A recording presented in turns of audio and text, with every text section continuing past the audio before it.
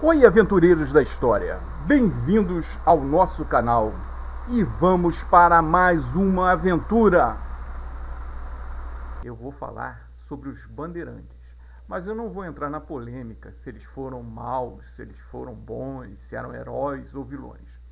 Eu vou falar da aparência dos bandeirantes, porque é vendido pra gente essa aparência que aparece aí nas pinturas, nas esculturas. São homens brancos, limpos, verdadeiros mosqueteiros, com cara até meio de pirata. E são pessoas altivas, como os antigos paulistas falavam, era uma raça de gigantes. Só que a história não é bem essa. Os bandeirantes, uma descrição que nós temos dos bandeirantes é do bispo de Recife, quando ele faz a descrição de Domingos Jorge Velho, o cara que acabou com o quilombo do Palmares. A gente já fez até um vídeo sobre isso.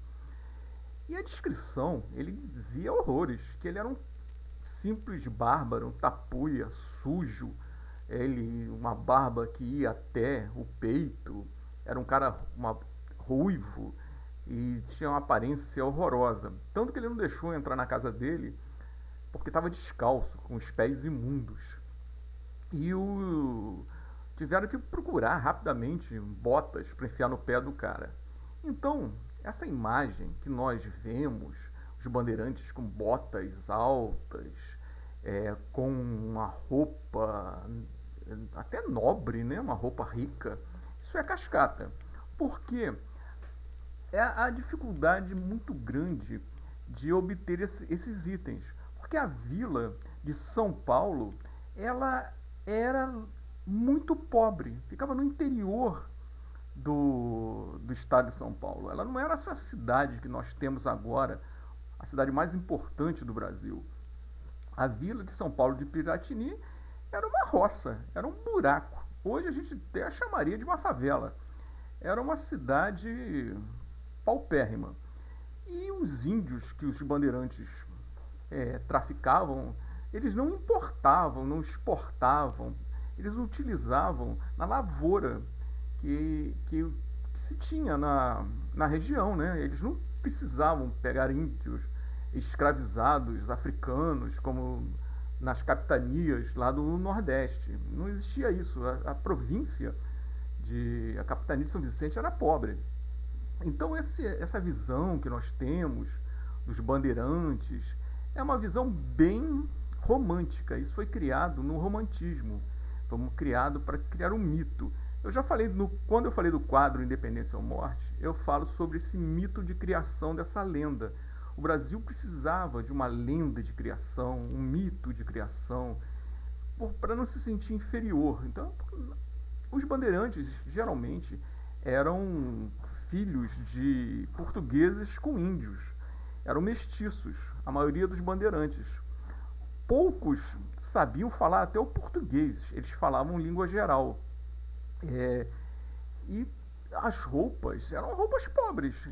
Muitas dessas figuras que nós vemos com gibão, que é uma característica do bandeirante, né? Uma marca do bandeirante, que é o gibão e o arcabuz, poucos usavam, só quem tinha dinheiro.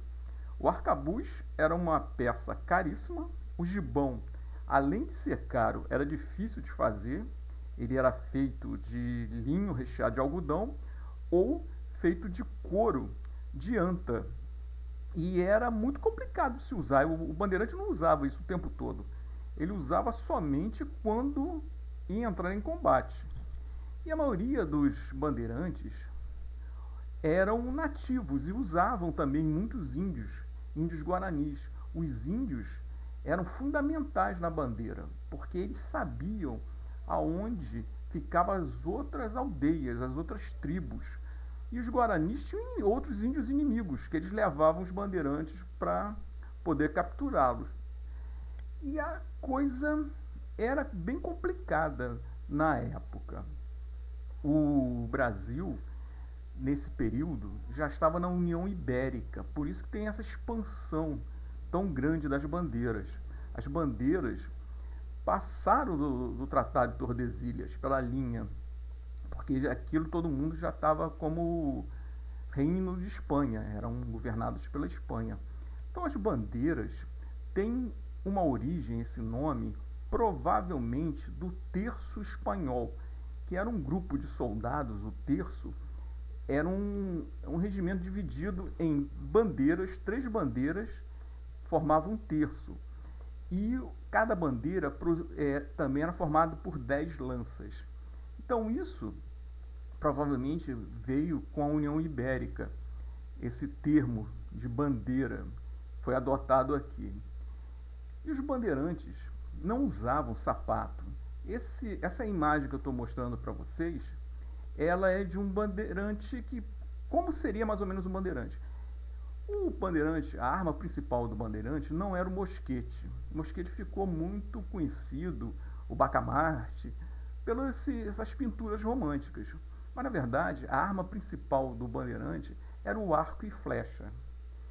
Ele não usava camisa, a maioria usava só calças. Muitos, até já falamos também, quando os brasileiros lutaram contra os holandeses, muitos soldados nem um calço usavam só um camisolão. Os bandeirantes iam nessa linha. Pés descalços, porque usar botas nessa região era muito complicado, porque a bota, além de criar um fungo no pé, o couro se destrói, o couro acaba sendo destruído.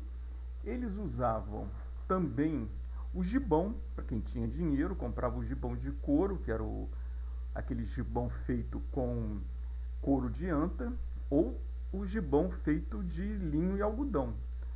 Usavam também um tipo de capacete, que era um chapéu chamado de galdeia.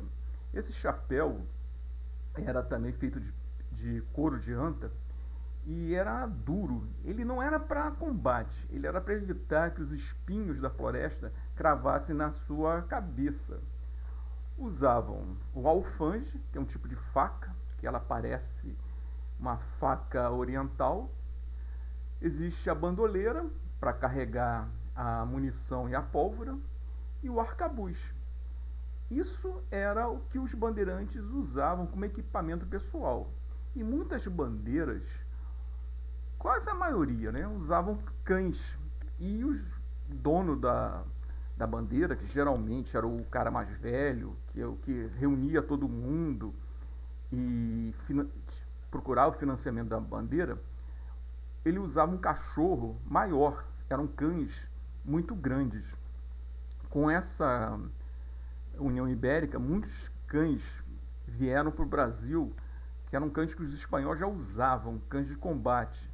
E esses cães se misturaram e acabou criando o nosso fila, que é o fila brasileiro, que era muito usado na guarda e na caça aos índios também. Ele enfrentava até onça. E o nosso velho amigo vira-lata caramelo, que também era usado nas bandeiras para ajudar na caça. Já ouviram o termo, né? No mato sem cachorro. No mato sem cachorro, o caçador não acha nada. E a bandeira também era constituída pela família. Todo mundo ali era parente. Eles usavam os parentes, o filho mais velho geralmente era o segundo em comando. Os filhos do bandeirante já entravam na bandeira aos 11, 13 anos, já começavam o serviço com o pai. Quando casavam, ganhavam as armas de presente e também utilizavam muitos índios, que eram índios que conheciam o terreno. Esses índios ficavam nus ou vestidos em trapos, né? Dependendo do bandeirante. Muitos dos bandeirantes nem católicos eram. Eles enganavam até os padres, dizendo que eram católicos, mas eram meio cascata. Então a bandeira que é vendida pra gente é um negócio muito romântico. E os bandeirantes eram caras práticos. Como eles não eram ricos, como o pessoal, os fazendeiros do Nordeste, né, que tinham os grandes engenhos de açúcar, eles eram mais práticos e pobres. Tanto que eles saíam pelo sertão à procura de ouro, à procura de aprisionar índios, essas coisas, por causa da pobreza que era a vila de São Paulo. Eles precisavam disso.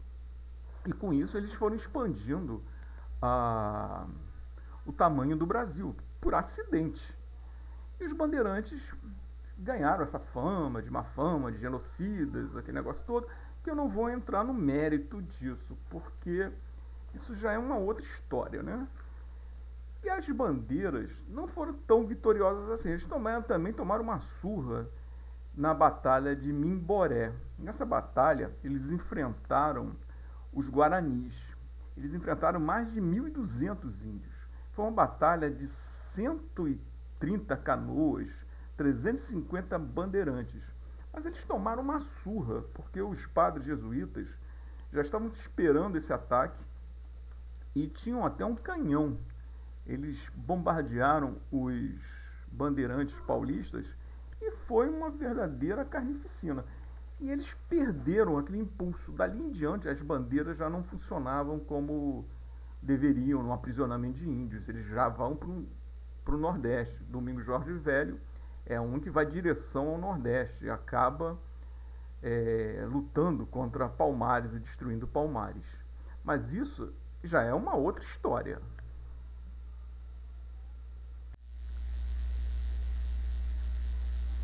Oi, pessoal. Gostaram do vídeo? Acharam legal? Então dê um like, acompanhe o canal, indique para os seus amigos e até uma próxima aventura.